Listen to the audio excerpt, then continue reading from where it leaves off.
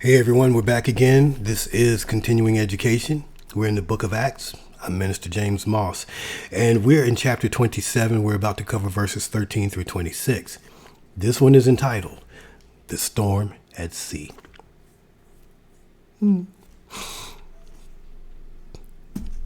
Sometimes people don't realize, sometimes you just got to listen to somebody. You may not like what they have to say to you, but they might be telling you something that could save your life. All right, here we go. Leaving the relative safety of Fair Havens, Paul's vessel encountered a violent storm. The crew had tried valiantly to weather the storm, but eventually gave up all hope of saving their lives, much less the battered ship. Paul gathered the ship's crew and encouraged them with two promises of God.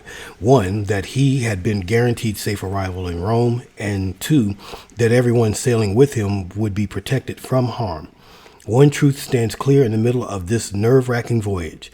Life may get messy, complicated, or even frightening, but God's will cannot be thwarted. All right, so we're going to go into our verses, our scriptures.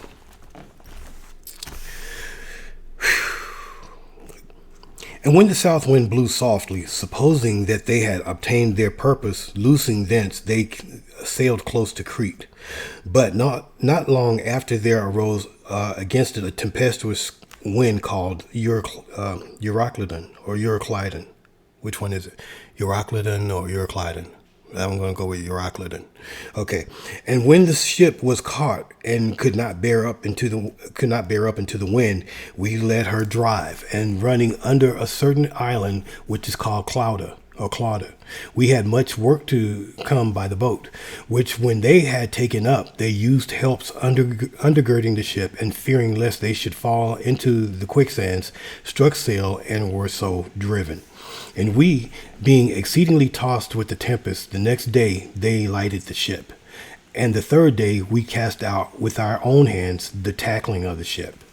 And when neither sun nor stars in many days appeared, and no small tempest lay on us, all hope that we should be saved was then taken away.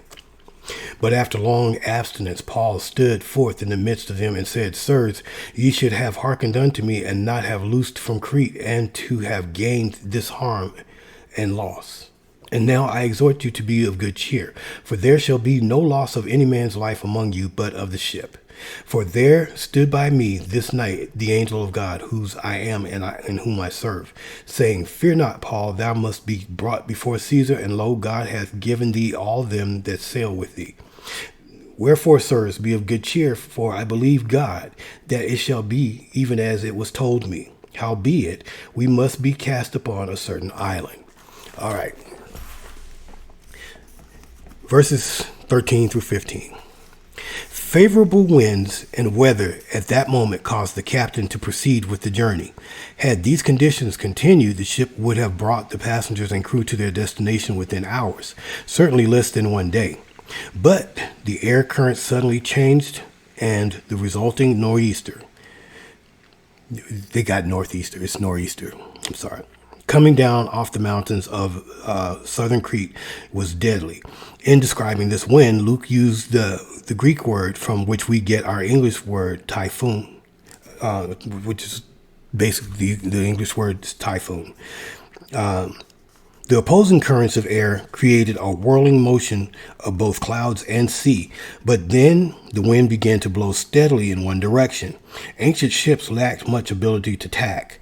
When contrary winds arose, ships were mostly at their mercy and were left to run before the gale. Verses 16 to 17, the tiny island of Cauda provided a temporary cover from the storm of the ship. From the storm as the ship moved behind it. The sailors used this brief respite to tie everything down and prepare for the worst. The lifeboat they managed to hoist aboard was an important tool in ancient sailing. It was typically used for landings and to maneuver the ship for primitive attempts at tacking. No doubt it was filled with water and was on the verge of breaking loose or crashing into the mothership. The lifeboat had to be brought on board. Anyone who ever attempted to right an overturned canoe filled with water can appreciate the difficulty of such a task. Another emergency measure was banding the ship with ropes. This involved passing ropes under the ship to hold it together, pulled tightly in a transverse fashion. Such cables would hopefully help hold the timbers against the tremendous force of stormy waves.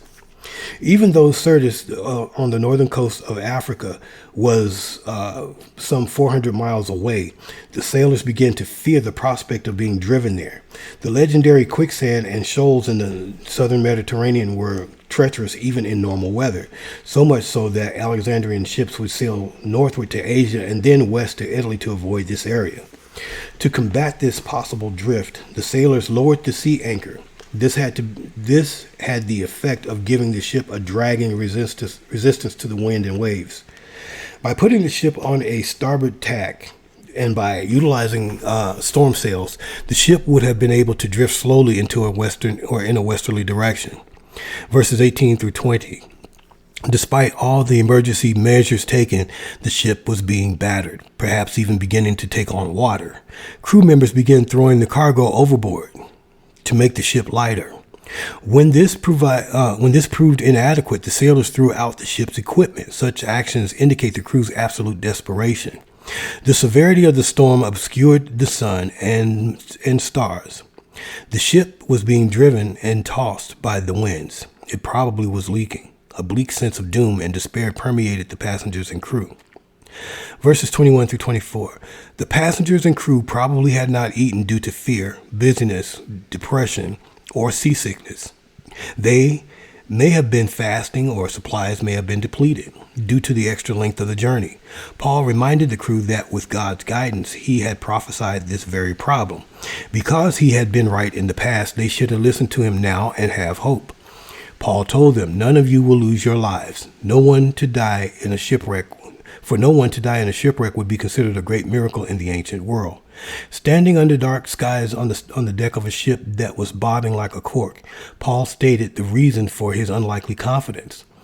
The previous night, he had been visited by an angel of his God who told him that he would get safely to Rome along with everyone sailing with him. Verses 25 and 26. After relating this encouraging vision to his despairing shipmates, Paul admonished them to take courage. Having faith means taking God at his word. It means relying wholeheartedly on the clear-cut promises of God. The issue isn't whether a person has great faith, but whether he or she has faith in a great God. This was true of Paul. A shipwreck would not normally be considered good. Knowing about it in advance, however, would make the experience less terrifying for the passengers and crew. All right, so Paul is letting them know, look, I tried to tell you, you didn't listen, but guess what? God said it's going to be all right. You guys, nobody's going to die.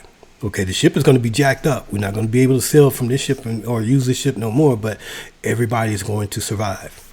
And pretty much, I just need you guys to believe in God. Or if not, but just believe in what I tell you. I've already told you one thing that was true and you didn't listen. All right, so that does it for this particular video. We're moving on to the next stop. Hey, go back, read it. There's a lot of other underlying things in that scripture or those scriptures, man, that can be applied to our lives in a figurative manner. All right.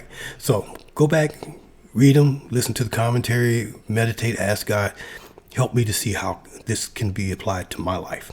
Until next time, God bless you. God keep you. And remember, always keep studying.